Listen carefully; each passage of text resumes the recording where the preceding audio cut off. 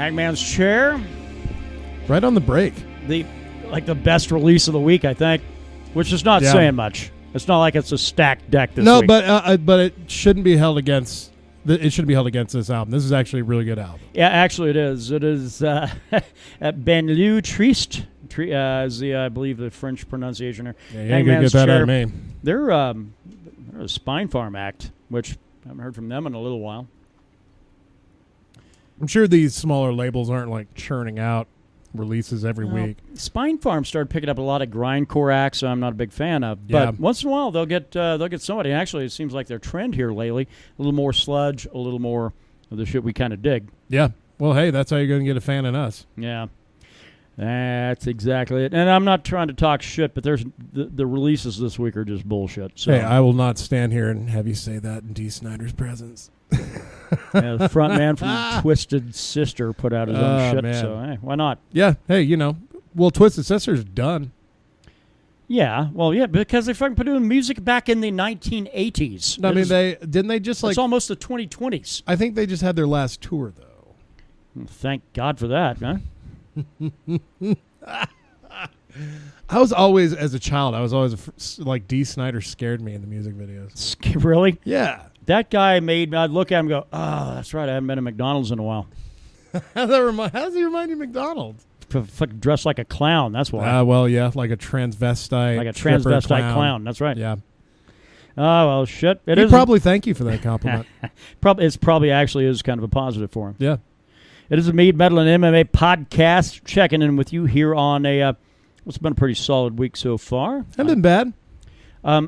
In full disclosure, I do want to mention a little bit about last week's show. I didn't want to mention it at the time because, frankly, it sounds like we're trying to get sympathy or something like that, which we're not above that generally in some areas, but not in this one. We like to have hugs. We did the podcast. Brandon, what we do is Brandon's kind of the mind behind the operation that gets it up on YouTube and all that fun stuff. Sends me a link. I'm thinking, cool. Getting ready to send it out to all the fucking kids so they can enjoy their Friday evening. Yeah, and I'm so glad because normally what we'll do is we'll give every new episode, we'll listen to the first 5-10 minutes just to make sure it sounds good because we can't really get a good grasp on how it sounds. We can get a sound through the headphones, but that's not always indicative of what you're getting on the recording itself. Right. Which sounds complicated. It sounds like, well, yeah, that's what you should have. In a perfect world, yes, but we don't live in a perfect world. Right. So this is a very small operation. You can kind of get what the audition is, not what the actual playback is going to be. Right. And, decided to play this one back, and it sounded like Kevin had moved to Wyoming, and I was still here in Patel. I don't even know about that. I mean, I could barely be heard. Yeah, it sounded like I was drowning you. Well, what it was is that, so with our board, through... Behringer, it's fine. I have no problems with their products necessarily if you use them the right way. That's true. Our problem was we didn't have it connected to the DAW last week, and therefore we had nothing but Brandon basically talking to himself with me somewhere out in space, maybe. The webcam microphone was what was picking us up. So what we had to do last week then was Brandon said, what do we do? Do we try to figure out a way to bring you up, which would have taken forever? And, it would have just been your parts, because if it would have fucked with mine, it would have made me too loud. Yeah, and it would have been impossible to do. So we had the option, do we just go ahead and then say, that's it, we don't have one this week, or do we do it over? Well, faced with that, and that's the other problem, too, is because we won't hold back, generally, or I don't. During the podcast, I'll be throwing back liquor like it's my job. As will I. And so you get through an hour of doing this show, plus about another 15 minutes to half an hour, and throwing them back, especially once we're done, because then it's like, fuck yeah, it's time to get Friday. In the weekend. Yeah. Well, and then we have to go back and humbly do another one of what we just did. Oh, man. Which basically, the only differences were in the first one, you got us ranting about our lives for about a solid half hour. The next one, you got it for about a solid 40 minutes. Yeah, well... Yeah, because we decided, you know what, fuck this. We don't really care about the card that's coming up. We don't really care about the medal that's out that week. We just kind of jammed. Yeah, just jammed and reminisced on shit, which to like a pretty positive response. Apparently, about the thing that people like most about the Mead, Metal, and MMA podcast are the things that have nothing to do with Mead, Metal, or MMA. Yeah. So might have to scratch out the A and D and just make it the Me Metal MMA podcast. Salute. Today is National Scotch Day, by the way. Yes. Our friend Bobby had got me a bottle of the 15-year-old Glenlivet. And pricey, but not overwhelmingly so. Sure. I do kind of prefer the 12 because that's what I've always drank. And when that's something you always drink, it better be something that knocks your socks right the fuck off. I better be a 20. It's already ingrained in your mind that this is what is the best for me. It better be a 20-year-old Scotch, and to where you start going, oh, this is above I'm tasting history above the here. mortal man kind of shit right here. Yeah. So, but anyway, thanks to Bobby for helping us out because he got me that back for my birthday in April. So, what was it, July? Yeah. Finally getting it down to the bottom rim there. Nice. Yeah, a little bit. I was actually able to make it last. I don't mean to pat myself on the back, but hey, holla at your boy. You're able Holla to do at your that. boy. You're able to do that. I don't know how. Like, you give me a bottle of mead, it's gone that night. Yeah. Well, because of this, because it is kind of a rarity and everything else, it's fine. And I prefer rye whiskey anyway. Scotch used to be my shit until I encountered Bullet Rye. Yeah, which is the game changer. I mean, That different kind of drink, but it's your primary drink. So here we are celebrating National Scotch Day here in this country. National Scotch Day here. It is also Bagpipe Day. I think the two might go hand in hand. I think so. There's got to be some kind of correlation there. Yeah, and the bagpipe was probably introduced. Probably some guy thought his neighbor was an asshole. He's like, you know what I'm going to do? I'm going to invent an instrument that this cocksucker has to listen to all the time. And if he has a problem with it, I'll say, hey, our national pride, Get it up, yeah. So I really did. I don't think it's a sober man that invented the goddamn bagpipe. Yeah. Well, now, thankfully, they've at least perfected it and thinned it down to the size of a flute. Because those little electronic ones that basically you just got to breathe into, and you kind of like, it has the same kind of position. Isn't that kind of like a little bit of a cheater? Yeah. Well, that's how I'd have to fucking play it. I'm not going to fucking basically midget headlock something for a half hour. You do. You have to have a weird tartan bag and a headlock that you're kind of pushing in and out with for air. Yeah, fucking doing that, breathing, and then fucking diddling on the thing. No way, man. Probably is actually easier to get out the keyboard and play through a bagpipe effect. Yes.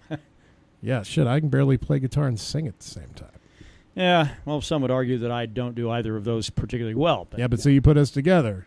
And by the way, thanks for a lot of the recommendations last week. Some of you trying to be a little fucking cryptic about it, so... I don't even know what fucking Auf Wiedersehen is. Is that a Scorpions thing?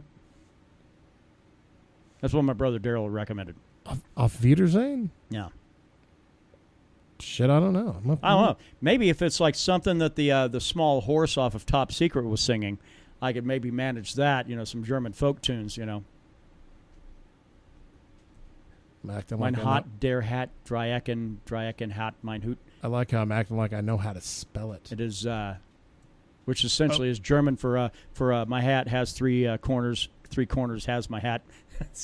Classic shit, It's that song from fucking Sound of Music. Is that what he meant? Maybe. My favorite Nazi movie of all time. or it's a Cheap Trick song. I bet that's what he meant. Yeah. There's no fucking way that my brother is meaning that anything off Sound of Music would be know. something we should cover. He's a tricky source. He does live in Austin. Yeah, it's on apparently was the B-side for the Surrender single. Ah, yes. Okay. And that's probably because I had mentioned that I wanted to do maybe a cover of Surrender, but I don't know how we would do it to do it heavy enough to do it justice. Yeah. Because it is pretty upbeat and, tempo-y. Yeah. We'd have to, slow it down and slow it down, put a lot of minors in there. Yeah, drag it through the dirt. Put more minors in there than a bar in Portales. So. Hey-o. Hey-o. So anyway, thanks for all the input on that. And again, thanks for putting up with us last week. We sounded a little more like we were gassed. That's what it was. Yeah, we were gassed, but we were riding on the high of getting really drunk. Yeah, but I mean, I'd rather start this thing kind of with a semi-clear mind and then work my way through. Sure. Yeah, because by the time you're done, you feel like, damn, we did a good job. Yeah. Where this one, we're like, fuck, we're so tired. We just want to party. We're so tired. Just so tired. Oh, we got to thank our other sponsor as well. By the way, our show sponsor this week, the White Shadow Ranch of Portales, New Mexico, and Socorro, New Mexico. Main reason being is our good friend Don ended up helping our musical efforts in a big, big way, put in a huge order for us, and or actually put in a huge order of put in a huge entry of like, here, help out. I'm here to help out your music, and we're going to give him a lot of mead. So yeah, he's our big winner. Yeah. Brought to you by the White Shadow Ranch. If you need to put up your horses, maybe I think he's still doing that to a small degree now. If you need some training, I think there's a little bit of that. I don't know if he's still doing a lot of the English saddle shit or whatever. I think it's mostly Western. But anyway, do get a hold of him. You can just I didn't realize he did any of that. Yeah. I didn't know he did anything. Apparently, I don't know this man at all. But you can get on Facebook and search for White Shadow Ranch. And if it comes up with a guy with sunglasses and a black hat with a sleeveless shirt sitting atop a chestnut bay, or a bay horse or a chestnut horse, one of the two, that'd be our friend Don. So, yeah, basically like goatee, whole 9 yards, cheeser, fucking smile, getting on there. It's him. He's helping us out. So there you go. Thank you, sir. So if you're an equine person in New Mexico, definitely hit him up. All right, let's go ahead and get into it. How's your week? This one is actually a good week. Oh, okay. Yeah, it's a tale that will lead into another tale from the past. Okay. So join me, won't you? So you're basically going to be like a Scheherazade with the 100 nights of, the Arabian tales and stuff like that. Yeah. All right. I dig. Yeah. I'm down. All right, so check this out. The week goes pretty well. No meth head breakfast bandits here to take my cinnamon rolls. They were defended. Didn't get any calls from any settlements about cinnamon rolls. Good. So it's the morning of my last day of the week. Like 30 minutes before I get to clock the fuck out and head home and start getting some work done. Phone rings. I'm like, shit. Phone only rings right now, and someone's got a bunch of damn questions that they want to ask me that'll take me a half hour to answer. Sure. So I answered, and this guy's like, I was calling to inquire about a room.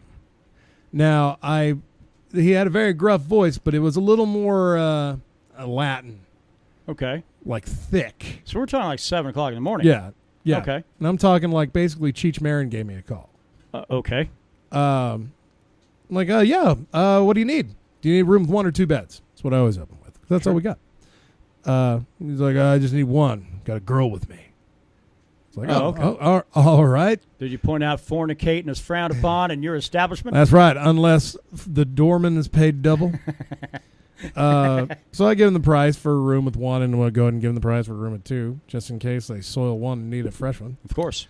That's why you always that's the power play is you always get 2 beds. Yeah. 2 queens better than 1 fucking king. So, that's right. Yeah. If that's your nefarious purpose. Yeah. Right. Yeah, that way you don't have to bother housekeeping until you leave. That's right. So I informed the guy the price. He's like, man, that's a lot. Well, I'll tell you what. How about this? How about I pay half that, and when I'm done fucking this girl, you can come up and fuck her. Oh, wow. So you're like getting a little perk thrown in as the sloppy seconds or as the caboose of this particular train. And I was literally speechless. Yeah. I did. I mean, because shit, I'm tired. I'm ready to go home because I don't wake up and go to work. Right. I wake up during the day, stay up, go to work. My ass is tired at 7 o'clock, ready to just fucking call it a day. Sure. Vampire sleep schedule. So I'm speechless. So I finally come up with, you know. have a photo of this girl? Here's my number. Will you text me her picture, please?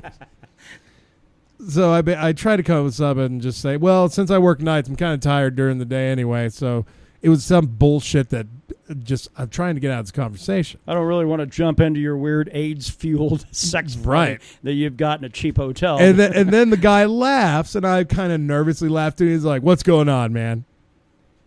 I'm like, just working. Would like to get back to work. Is there anything else I can do for you? He's like, "Oh shit, you don't know who this is, do you?" I'm like, no, I don't. Because when I saw the number, it was a 749 number. Okay. So that's why I was immediately like, oh, fuck. some local one to local fuck guy. Pat. So I Yeah. wasn't surprised at the line of dialogue. Sure. I was more like, why is this guy They being really so use your buddy-buddy? hotel as like a flop house? I mean, there's two It cheaper happens ones in sometimes. town. Yeah. I mean, why would you pay high dollar? Well, I guess We're safer. Classy and our broad. and our breakfast is top class. Classy broad. That's That's right. super great. So yeah, he says you don't know who this is, do you? So no, I don't. It turns out it's my old boss from Hastings. Oh, Way back, like when they first said, "Hey, we're bringing Hastings back. We're going to put it down there in that shopping center by Kmart." before Hastings made some bad business decisions and are no longer around. Right. So you're talking like 10 years ago. Yeah, like this was right at there. Well, shit, this was 2003. Oh, so 15 years ago. Yeah, this was right when they're like, "Hey, we're going to build it again." And me and my buddy Jeremy, we got hired on, like at that very beginning of the process, get trained and be like the initial Hastings core group. The Hastings boys. Yeah, Yeah, that's right. And I worked in the back, and my boss was this guy named Fernando, who was the coolest fucking boss I've ever had in my life. We had a little fucking VCR back there. We could test the VHS tapes. Right. We rented a lot of VHS tapes. That tells you how long it was when I was working there. Sure, yeah. And we had some of the old UFC VHS. He was like a huge UFC fan, huge MMA fan. So we could always get to watch like fucking UFC 4 and 5 back there. That's why like your knowledge of the old stuff is so strong. Yeah, he reinvigorated it on the second go-round. Yeah. Like whenever there was pay-per-view, this was the Chuck Liddell, Randy Couture era. Right. That's when I came back the Heyday, second as time. some would call it. Yeah, crawling right out of the dark ages into the limelight. So it turned out to be him. I hadn't talked to him like 12 years since I lived in Clovis. Okay. So that was really cool. Reconnected with him, got his number and shit. But it reminds me of a funny tale that involves him and Ruben Gonzalez. Okay. So we had this was during the Hastings days, and we had this huge party at my house. Basically, if you worked at Hastings, you were invited. Okay. And I work with a lot of weird people. This sounds like really familiar with like what Ruben did recently with his party at his house with his employees. Yeah, only I'm pretty sure ours was better. I want to say Okay. ours because Ruben was involved because he was on the lease. Ah. But he wasn't really directly involved because he didn't work at Hastings. Okay. I don't know. I just don't.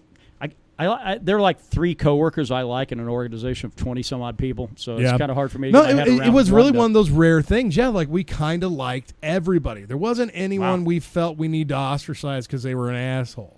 Yeah. It was we were all pretty I mean, we even had like the manager there because it was on Halloween too. Sure. So Okay. it was like everyone. I'd got a keg of Miller High Life. Fernando and his wife came, made fucking about 50 Jello shots. Wow. Just liquor upon liquor upon liquor. And Fernando's just going to town on these Jello shots.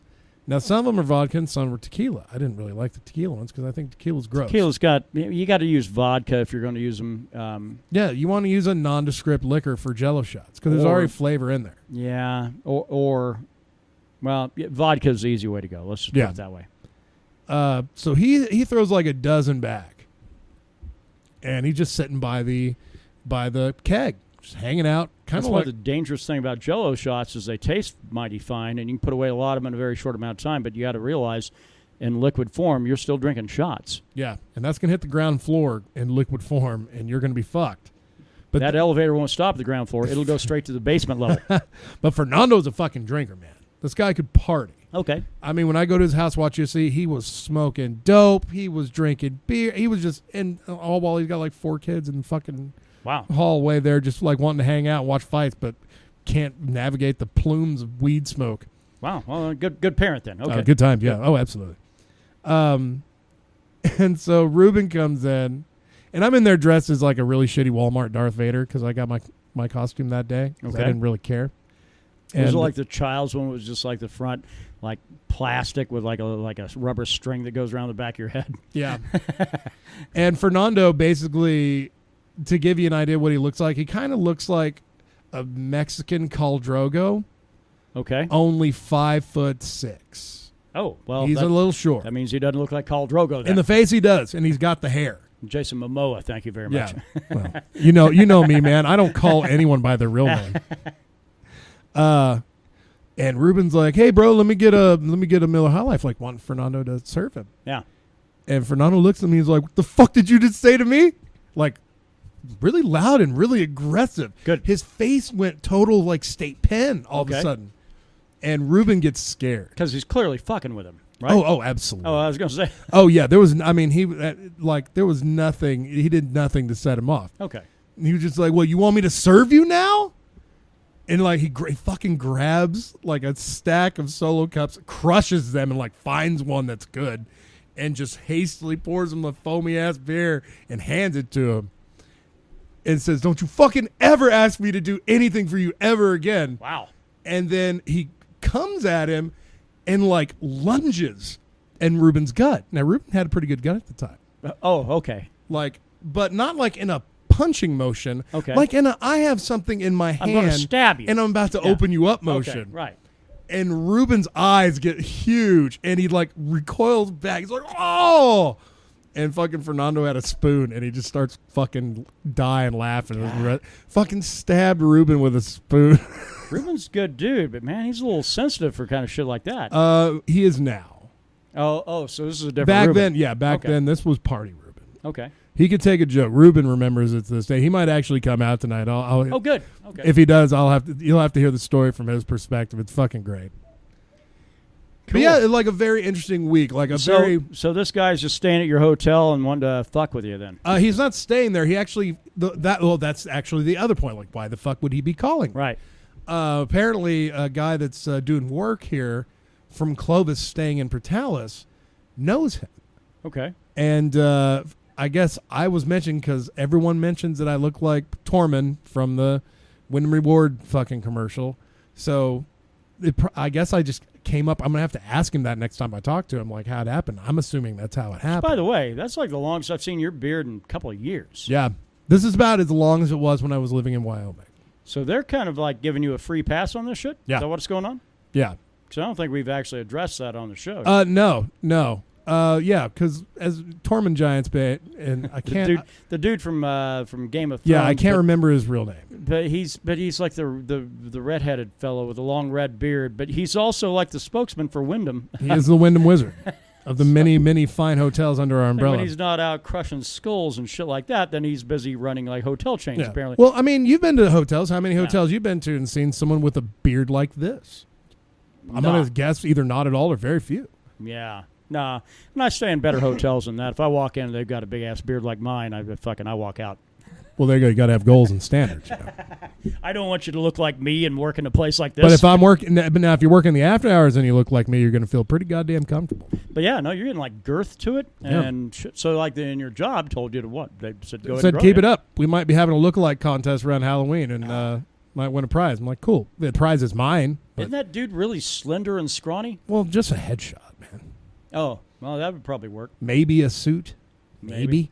Like a baby blue one like he's wearing in all the Wyndham shit. Yeah, little fucking staff and just me with a shitting grin.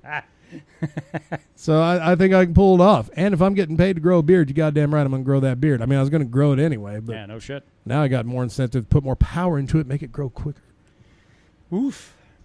Well, how about you? It's been a fun week around here. It's been like a year and a half since I had a mouse intrude upon this domicile. These bastards. Which, but I will say this, is thanks to outside cats once upon a time, I'd get, like, over the winter months, I'd get, like, 2 a month, you know? And all you can really do is just put out mouse traps and hope like hell you can just catch them, you know? That's fine. That's what I would do, because the asshole cat is not going to do his job, the one inside, because he's too busy grooming himself and taking naps.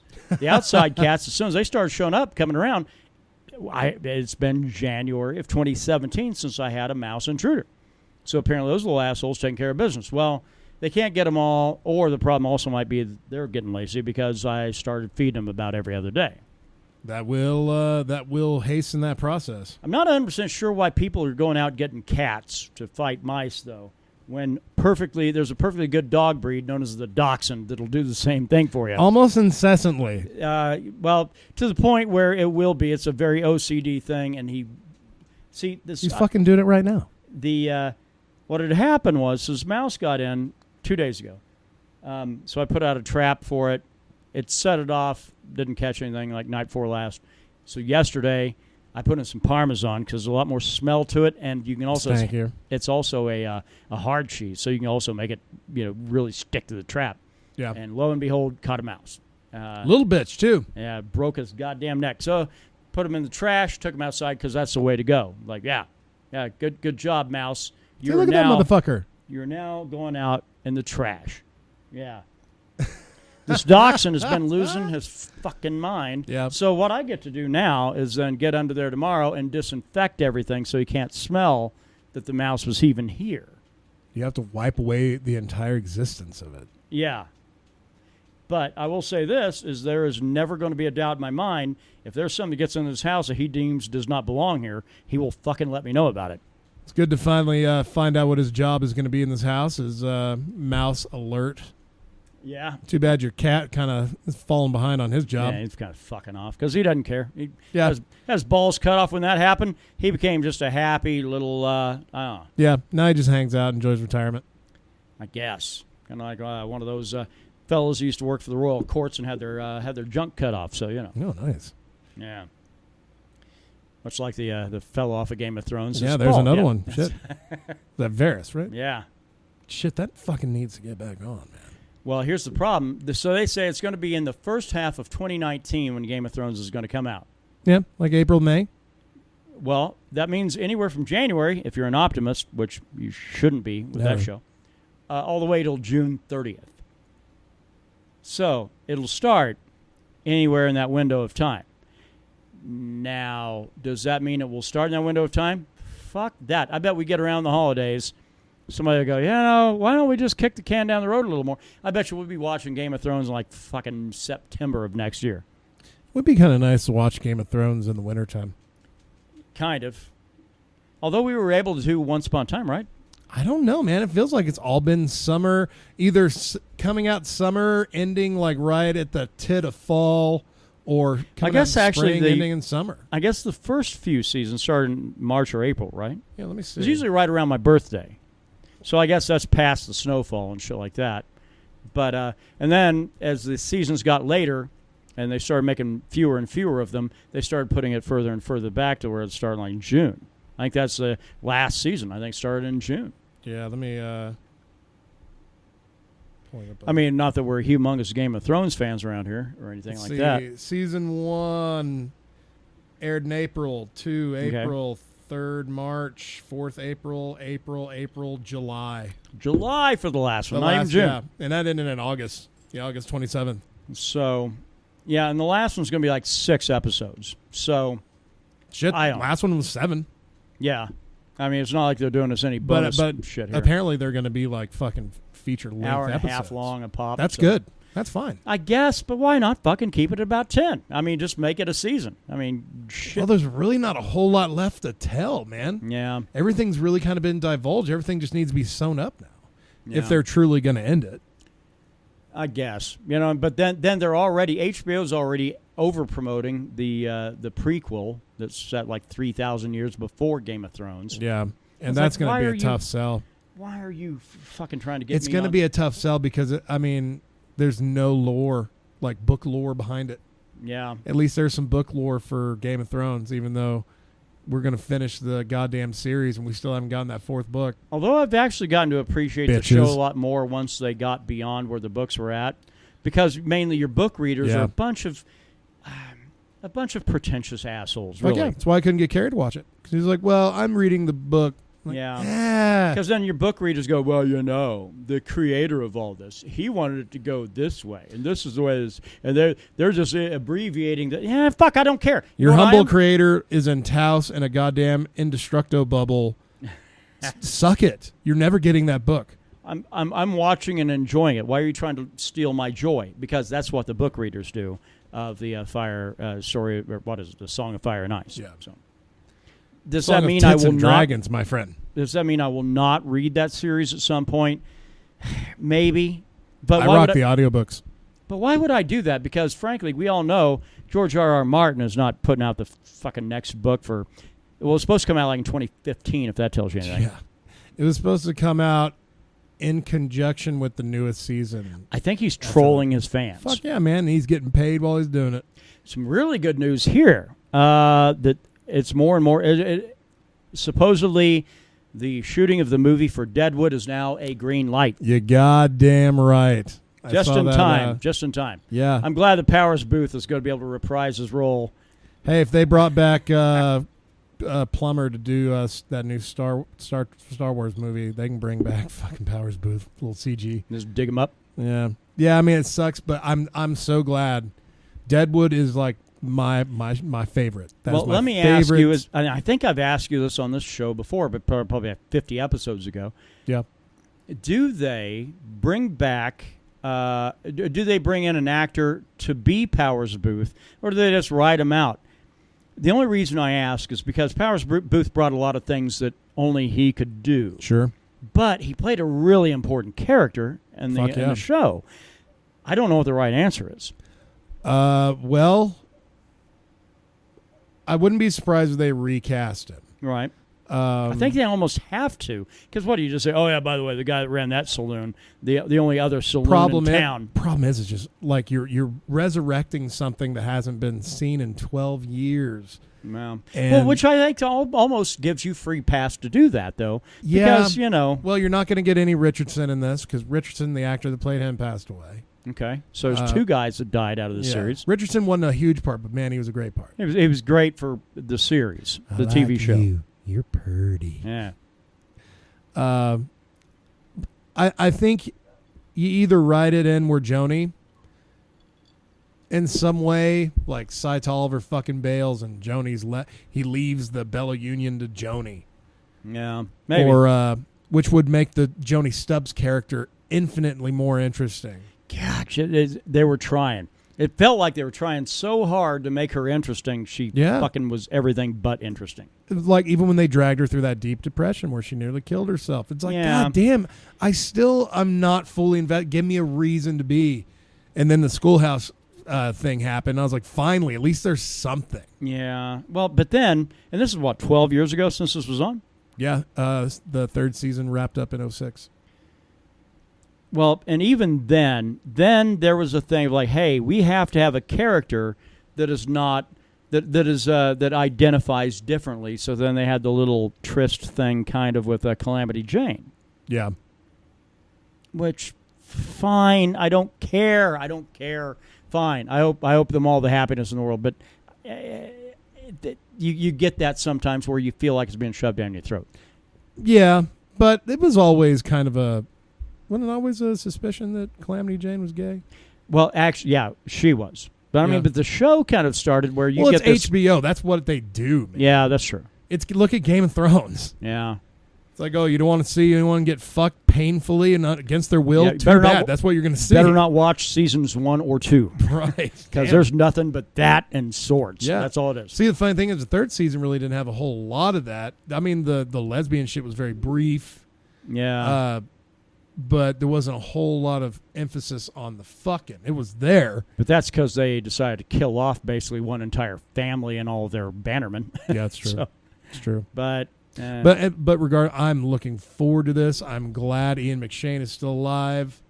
Well, yeah, and I really think that, anybody else could probably, I mean, I hate to sound crass, could probably not be around, could probably pass on or whatever, and they could still do the movie. I think if Ian McShane dies, they can't do that movie anymore. No, if you lose Ian McShane. So all I'm asking, Mr. McShane, is just give it the old college go and another about 12-month run, if you would. I think he can pull it off, man. That dude's... Well, you saw him in, American Gods, right? American Gods, yeah, and they just are either just wrapping up or wrapped up their second season of filming, and he did that. So he's staying active, too. Yeah. And he was in that one episode of Game of Thrones, which, was one of the shining fucking guest appearances. Two. It was like season 5. Yeah, I know, but wasn't it 2 episodes, maybe? It was, I can't remember, because... It might have been 2. It seemed like it kind of like carried over an episode. No, because remember he gets killed in the Hound season. Spoiler alert. Yeah. Well, fuck. If you haven't seen it by now, you can go fuck yourself. Yeah, the Hound finds him. Yeah. Strung up. I think that was either at the end of that initial episode or the beginning of the second one. I really feel like it was actually over 2 episodes, but yeah, maybe. Yeah. I don't know. It was supposed to be a happy time. The Hound was actually going to find happiness. And, nope. Yeah. Murder. Take it away from him. Get back to killing, bitch. Anything else going on outside the realm of the 3 main topics we like to get into? Shit, man. No, I'm actually kind of looking forward to getting into these topics. Got a couple good things to chat about. Yeah, let's get to it. MMA. Oh, well, actually, you know what? Mead. We'll start with Mead. We'll start there. We, frankly, we've got a lot of stock. Well, actually, after Don kind of threw us a pretty good donation for our musical efforts today, we might very well want to look into probably starting a batch pretty soon. And the reason, I mean, we can turn a batch around in 30 days, but it's not going to be good. Right. We can turn a batch around in 60 days, it'll be okay. We can turn one around in 90 days, it'll be just fine. If we turn one around in about 5 months, 4.5, 5 months, then it tends to have a little extra something to it. Yeah, that's what Troublemaker's showing us. My thought process right now is starting a batch of Green Man, which we usually put out in July or August. Yeah. But this time around, do something very different and put out Green Man, but a festive one. I have to get Bobby to do the graphic for us to put like a little Santa hat on the Green Man on the label. Right. But probably green chili and apples, green apples, I think. That'd be good. That sounds really good. Well, they make fucking green chili and apple pie in Santa Fe, so you know. If we wanted to add a little bit of festivity to it, we can add a stick of cinnamon. Nothing crazy to overwhelm. Right. Just to kind of enhance. Sure. I think that's what we might aim for, maybe. We could do another batch of Holly King, but frankly, we're down to one bottle of that left. It's coming up on being a reserve bottle here pretty soon. So yeah, right. I don't know, man. I think our seasonal batch could be anything. Yeah. I mean, honestly, if Troublemaker starts just selling like crazy, then fucking then maybe we start another batch of that. But I do think it usually comes down to the big three, and that's Longships, Troublemaker, and Green Man, and usually something else we fuck around with. But 2018 has not been our year as far as moving a lot of mead through. Yeah. You know, and a lot of it is because, frankly, look, we operate on donations. It's donations for our musical efforts. If you guys want to help us out, that's cool. All we can do, we can't sell you mead, but we can certainly say, hey, by the way, here's some handcrafted mead that we would like to help you or give you for your donation to our musical efforts. For helping us, we're going to help you. And you might say, look, man, that sounds like bullshit. Sounds like you're doing the same thing. Unfortunately, in the state of New Mexico, certain things are everything. So, yes, what it is a donation to our band's efforts of getting some music out. And then we reward you with, I don't know, whatever we might have on hand, which might be mead. Yeah, or a hug. Or a hug. Or a hug, yeah. We're good at that. Yeah, generally, Brandon will give you a hug. I'm kind of a little bit of a germaphobe, so. Give you and if you really help us out, I'll give you a mouth hug. So anyway, that's the mead update this time around. And we'd like to again thank White Shadow Ranch and our friend Don for helping us out this time around on this particular podcast and getting this out to you fine friends. Fuck yeah, many thanks. Let's move along to the metal side of things. There are some interesting things going on in the headlines today. Yeah. Or this week, I should say. Yeah, it's really just been a great... I actually posted about it on the Facebook page. Okay. Where the 25th of July was an anniversary for 3 kind of key things that we as a core dig on. Okay. It was the 35th year anniversary of Kilomole. Right. Came out in July 25th of 1983. Good Lord. Yeah, I know, dude. Goddamn. I felt like they were just celebrating their 30th one just like last year. Right. And that's already at 35. Fuck. It was the 9 or 10 year anniversary of the hit movie Step Brothers. Okay. Which is, it's always, people are either going to say their favorite Will Ferrell movie is either Talladega Nights or Step Brothers. Yeah. I can't think of anything that might usurp either of those. Stranger Than Fiction is where he played a serious role. Oh, is that where like he had the voice in his head? Yeah. Yeah. No, that was actually not that great. It is fun though to find somebody that hates Will Ferrell and you play that movie for him. They go, oh, well, I didn't know he could actually kind of act. Well, yeah, he you fool! Kind of can. Talladega Nights probably my preferred for Will Ferrell movies, but that's me. Step Brothers is mine. Oh God, but I mean they're both basically the same thing. They're both Will Ferrell and John C. Reilly making dick and fart jokes. It's perfect. That's exactly right. And it's been 3 years since T.J. Dillashaw put Barrow in its place for the second time, letting folks know, anyone that maybe thought that first fight was a fluke. Yeah. Nope. Yeah. Man, and I'd made a comment. God, we're not even in the MMA part of it yet. You're just talking about history, but because Aldo is fighting this weekend, right? Yeah. So you get people talking about how great that Aldo is and blah blah blah, his legacy and blah blah blah. That's fine. None of his highlight films have him wearing any Reebok shit. That should tell you all you need to know. Yeah. I mean, that's that, and I'll stick to what I said a while back. It has been amazing what has happened to Brazilian fighters since USADA's come. USADA has done more to Brazilian fighters than Chris Weidman ever has. Yeah. And Chris Weidman's fucked up some Brazilian fighters. So, but anyway, we'll get to all this shit later. The other stuff under metal, which, by the way, the new release for this week that we kind of walked in on, that was Hangman's Chair. I would look into it primarily because of the fact that it is the closest thing I've heard for a little while to anything pallbearer kind of related. It's very similar. The harmonies are kind of similar. Sounds like Guy's range is a little similar, and a lot of the guitar tone is very similar. But yeah, it's been a while since we've heard that done well. Yeah, and those guys, Hangman's Chair, I'd check them out. Absolutely. What else we got on the metal side? Quick 10 facts about Kilomole. I thought some of these were kind of interesting. I kind of knew most of these, but excuse me, I'm so what are you going to do? What are you going to do? The original name of the album is going to be Metal Up Your Ass. Good. Which actually was on a tour T-shirt. Yeah, back then. That's a toilet with a fucking knife coming out. Chrome blade coming out. Cliff Burton came up with the title Kilomole. Dave Mustaine was kicked out a month before they started recording. That kind of sucks. Only if you're Dave Mustaine. Kirk Hammett was given about a month to rework all of Dave Mustaine's solos. Okay. And some of the songs were actually carryovers from other bands that the guys were in. Four Horsemen was originally written by Dave Mustaine for his band that he was in previously called Panic. Let's see what else we got here. Seek and Destroy was once used as a wrestling entrance theme. I actually know this very well. Sting used it in WCW during its dark years, right before they shut down. He used a live version of Seek and Destroy. Kilomole has sold 3 million albums to date. God damn, you figure, and then you have fucking Black Album. It's like, we've sold 100 million of these motherfuckers. Yeah. Well, that's why, I mean, I think if you're that band, you have to appreciate your own efforts and recognize what you might be proud of. Probably not your early stuff, but right.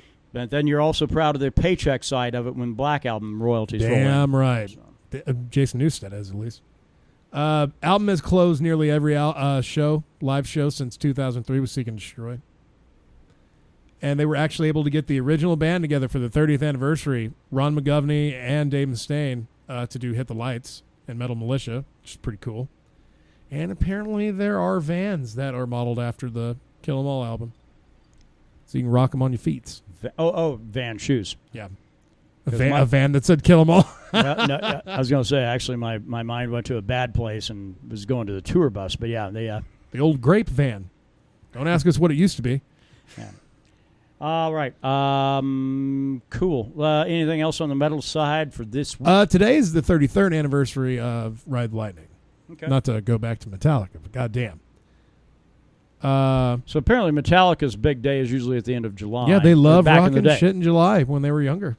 I guess that was when you wanted to sell when all shit. the children had their soda pop money on them over the summer months when they ain't in school. Des Fafara, I don't know if that name rings with you. He was the lead singer of Cold Chamber. Okay. They got reunited a couple years ago after 15 years of nothing. Yeah. And got together, did a tour, did an album, and now they talk to him, and he's like, no, I can't fucking stand any of those people. Yeah. He wants to do the Cold Chamber songs with his current band, Devil Driver, which he says that all the songs sound better. I kind of believe maybe, but he's going to have to pay some rights to do it. Yeah, and that's really what's blocking him. Apparently, all the other Cold Chamber bandmates either hate him or have drug problems. Yeah, what are you going to do? So I guess that dream's just going to have to die. All of them are just loco. Chris Cornell's got a statue in fucking Seattle now. Of course. Pretty dope. The guitarist of Meshuggah apologizes for creating Degent. Which actually leads me to an interesting question I want to ask, and then I'm done.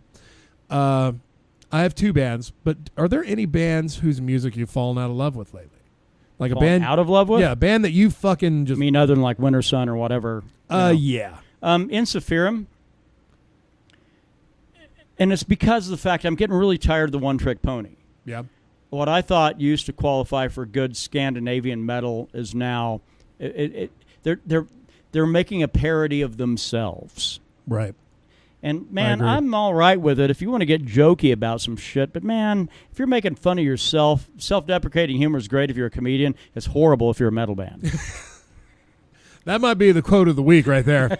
Yeah, I couldn't put it better. You know, I mean, that's... so I've fallen out of love with Insufferum. Now, that's actually been probably a while ago. But, man, I can't hang with it anymore. You know? I mean, I keep, every time they put out a new one, it's like, oh, this one is better than the last. It's like, all right, great. I'll check it out. And it always inevitably turns out being worse than the one before. Will you ever go back and listen to like Yari era stuff? Yeah, because that's when they were fucking good, though. That's the problem. But just don't tell Yari because then that's, don't tell him that. You got to worry about that from us. Yeah. Any other bands? That I've fallen out of love with, that I used to, so this would imply as a band I used to love and now I don't dig on them at all. Yeah. Man, not really. Unless we want to go crazy with it. Yeah, back when I was a child, I liked Kiss, but as soon as Gene Simmons and Paul Stanley started to try to figure out how to pad their retirement income, then I'm not a fan of them anymore. I won't play any of their shit here at the house because, fuck them. Yeah, well, no, I think that's echoed on this side of the table as well. My two were, I have two. Okay. I mean, I have quite a few, but these are the two big ones. First one's Periphery. Okay. I used to really dig on Periphery. I mean, I wasn't a fan of them. Now, this was back when I was starting to kind of originally get into Moon Sorrow, probably. So we're talking 6 years ago, probably. Yeah. And the you were over. Periphery album came out like 2012. And you were over talking about Periphery, and I was like, all right, well, that's cool. This guy kind of digs what I'm playing. Let me check out what he's putting down. And I just couldn't. It wasn't my thing. It wasn't my thing even then, and now probably less so. Right. And I just after I got the third album, I was like, this is fine. And it was a double album even. And they've put out an album since, and I'm just like, fuck, I can't do it. I just can't do it anymore. I'll occasionally go and put on like the two big songs that I really like from their second album. Yeah. But after that, I'll wrap it up. I just can't dig on it no more. They fall in this weird one-name metal side of things that of shit I don't care for. Their musical styling, if they're going to do an album, they can really only do one kind of album. Yeah. Which is not necessarily a bad thing, but it is something you will get tired of. I put them on the same footing as I'd put like Testament or fucking anybody like that. God, do you want to put Opeth in that same category now? Opeth post 2004. Yeah. I don't want to put the whole band in there. Yeah, well, I mean, they do have their catalog is very extensive. I will say that. Yeah. Listen to it from beginning to end. Varied. But Pale Communion may not be your best shit if you're wanting to jam out to a metal album because you suddenly go, what's this jazz shit I'm listening to? It's like weird progressive jazz. Put down Pale Communion, pick up Orchid, you're good to go. Yeah, that'd be a wise move. All right, what's your second one? Foo Fighters. I hadn't listened to any of their shit probably, I got to be honest, probably in 15 years. 14 years? The last album I got into really, really deep was their double album where one was all like a normal Foo Fighters album and the second album was all acoustic. Okay. That was the last Foo Fighters album. I was like, fuck, yeah, this is the shit. Yeah.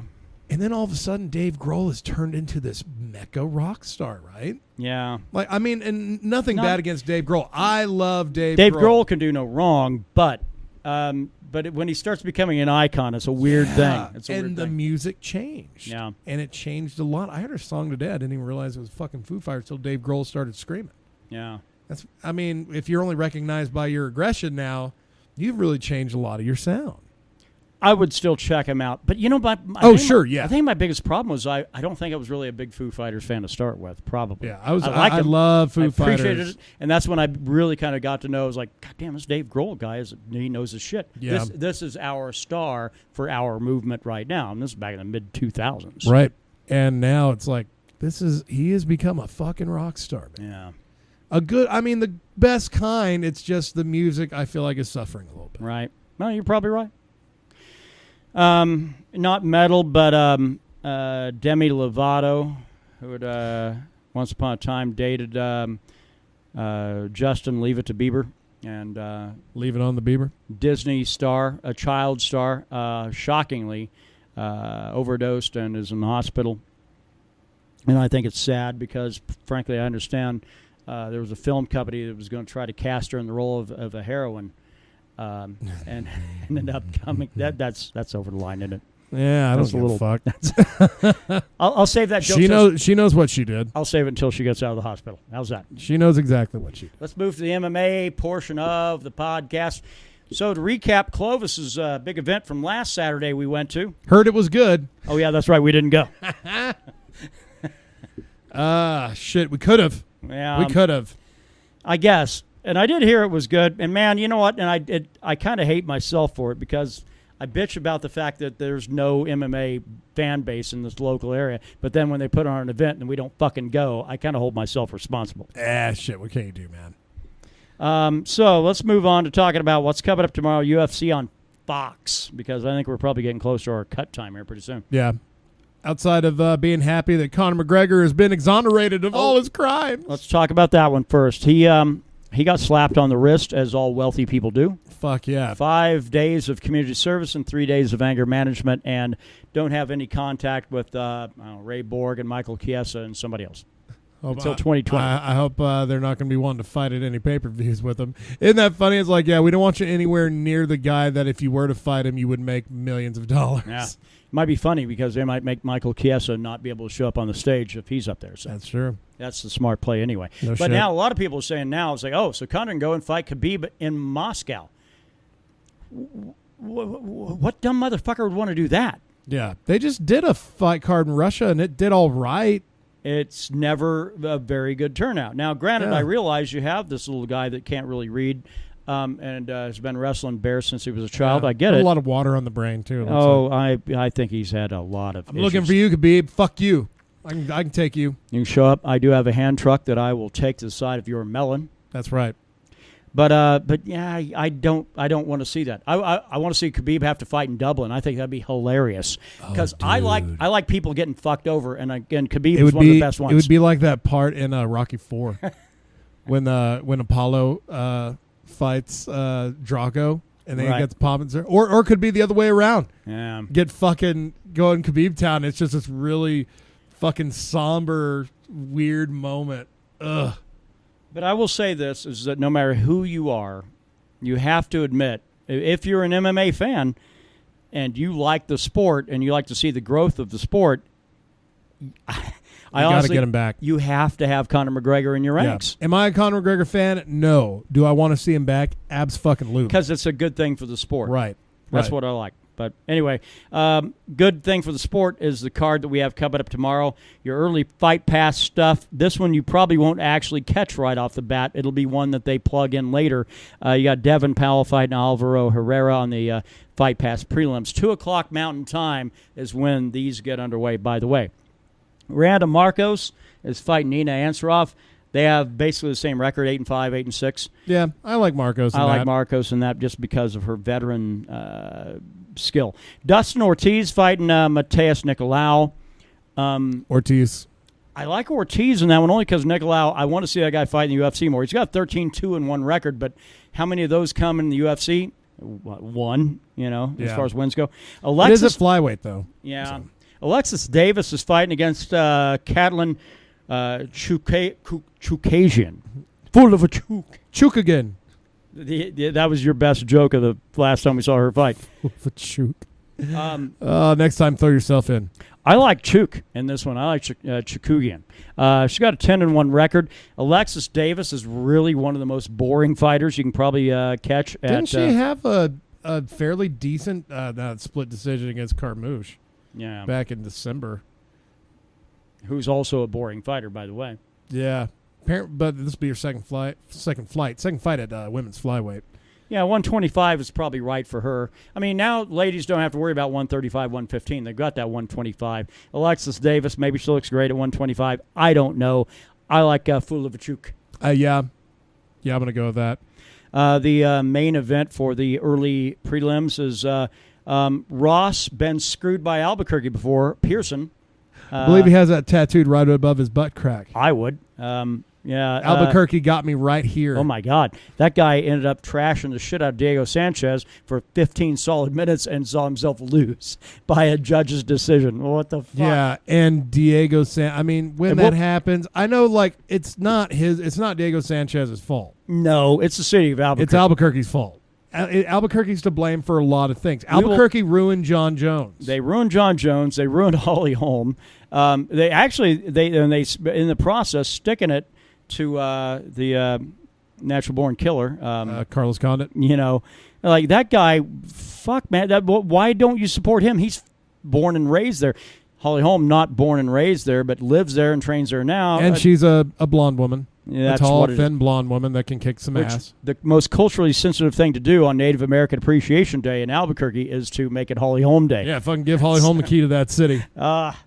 Anyway, so John McDessie is fighting Ross Pearson. The rabbit hole's a show. I will always pull for Ross Pearson just out of sympathy. I feel like as a guy living in New Mexico, this state has done him dirty. I kind of feel the same way. I have no problem with McDessie, but I think that's going to be a fun fight. I really do. Then it belongs higher up in the card. We get into the prelims. Then you have Gadzuramad Antigulov fight against Ian Kudalaba. I like Kudalaba in that one. He's, if I remember correctly, he's kind of a ground finisher, kind of BJJ guy. Yeah. Probably like the direction that'll go. You have Kajan Johnson fight against Islam Makhachev. This is one where you do have a Canada versus Russia kind of a fight here, because that's what we want to see, right? Canadians I want to see that on the ice. Yeah, I would much rather see a hockey game than that'd be the shit right there. Can we get him out there in some skates? Austin Arnett is going to be fighting against Hakeem Dawodu. This one, by the way, this is going to be an interesting fight at 145 because of the fact I don't know jack shit about either one of these guys, and both of them have a lot to prove. You got Hakeem, he's got a 7-1-1 record. You got Austin, he's got a 15-4 record. Man, I like it when there are fighters that have a lot to prove, and they have relatively good records. Right. So you know that they want to be able to make their impression on their first fights they have in UFC, a big one. Yeah, and there are a few fighters on here making debuts or having their second fight.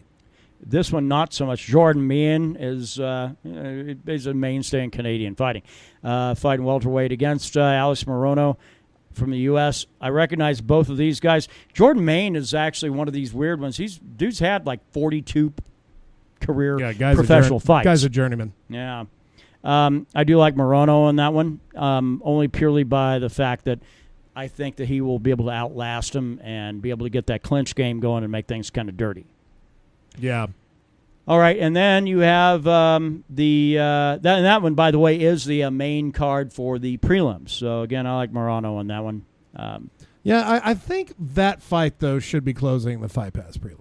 And the Ross Pearson fight should be the main event. Maybe. But, see, I think the UFC is just stoking their own coals on that one. Because Fight Pass it's for Fight Pass. I know, but that's what you have to pay for. If you're you and me and you're paying for Fight Pass, you want to see something really good at the end of your shit before you have to turn on Fox. Do you think the percentage of people that subscribe to Fight Pass actually do that? I think so. Think so? Yeah. I hope so. All right, so on to the main card. You got Olivier Aubin-Mercier fighting against Alexander Hernandez, and I think that Olivier Menendez. He needs to shave off his mustache because he looks like a weird 70s porn star. But other than that, I do like his ability. Probably take Alexander Hernandez down. and do what he does best, which is wrestle and a constant grappling contest, which usually results in a BJJ finish. Yeah, unless you're Evan Dunham. Yeah. Then you get fucking knocked out with a knee to the gut. I mean, that was a really shocking performance. Yeah. Mercier I think he got $50,000 for that too. Mercier is not known for striking, but that goes and speaks to the fact you never know what the fuck's going to happen in a UFC match. Right. So I mean, I think Mercier is going to win this. And they put him there for a reason. They're going to get this card started off probably hot, and he's going to try to go out for a fucking early finish. Yeah, but if that guy doesn't get an early finish, then it turns into a pretty slow match. I don't necessarily care for the thought process if that's what it is. What I do care for are the last 3 fights on the entire card.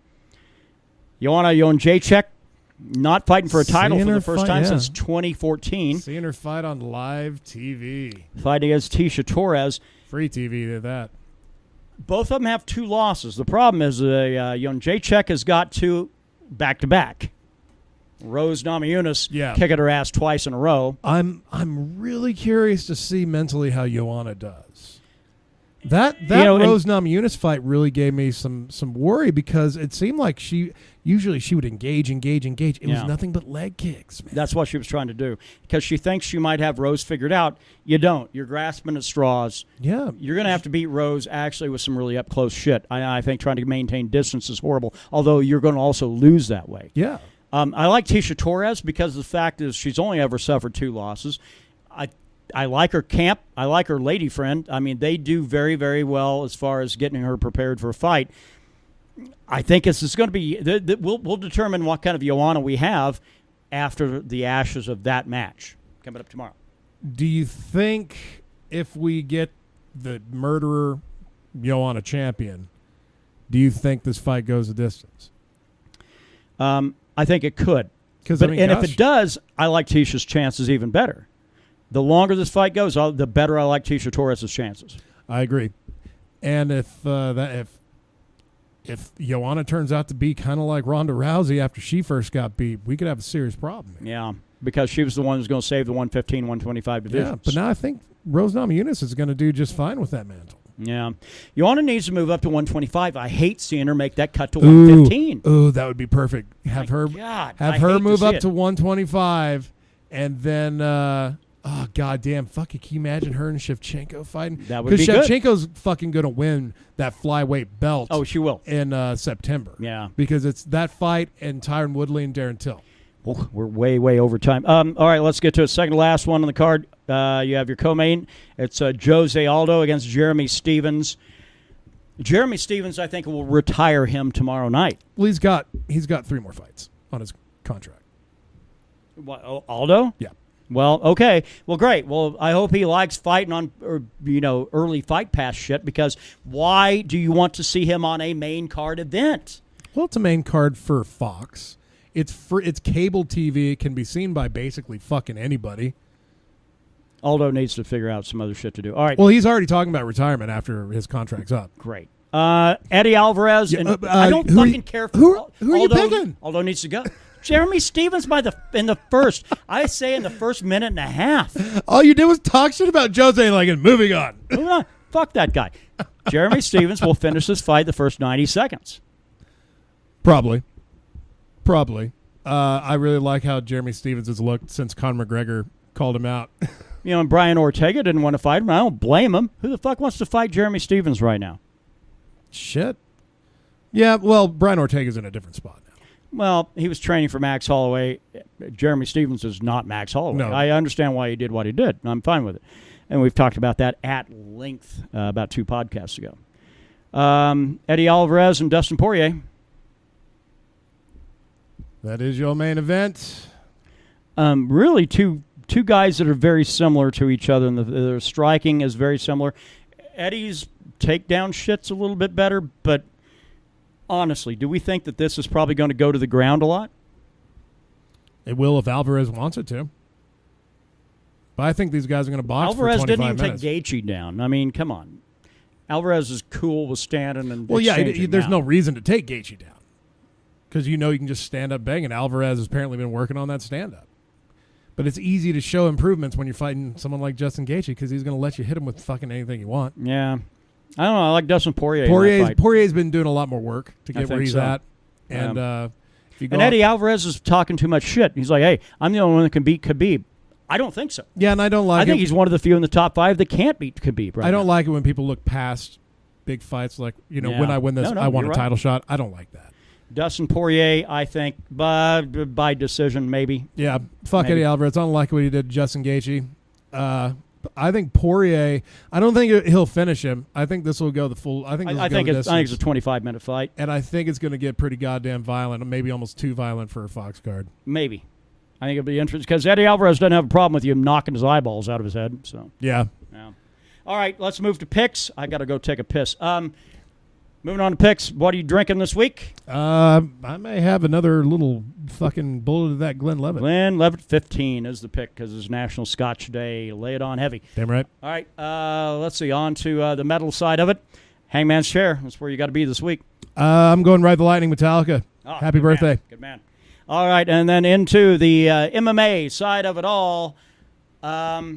I think Tisha Torres gets a weird finish over Joanna, and then that makes everybody go, what?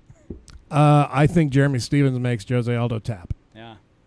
I'm going. I want to see a Brazilian tap. I think it's going to be a fun card, so check that out. It's on Fox, you It's on cheap early. bastards. It's on early. Yeah. 2 o'clock is when the early prelims start here in New Mexico. 4 o'clock for the prelims. 6 o'clock. God damn, 2 o'clock. Yeah, 6 o'clock for your main card, so it'll be wrapped up by 8.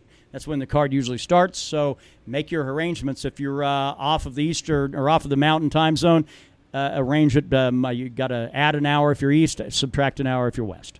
But be there. Be there or be an asshole. That's it. Be there or be fucked. All right. Hey, by the way, been fun hanging out with you. Sorry we went so fucking long this week. We promise to do better next week when we'll be into August. Hey, when our lives get more boring, we'll get to that other shit. That's right. All right. So other than that, don't do anything that fucking Brandon would do, and we'll see you again. Damn, I didn't even crack open a second beer on this one. I know. Too much talking. Too much talking. Too much. It's time to shut the fuck up. Yeah. Shut the fuck up. Have a good Friday. See you next week.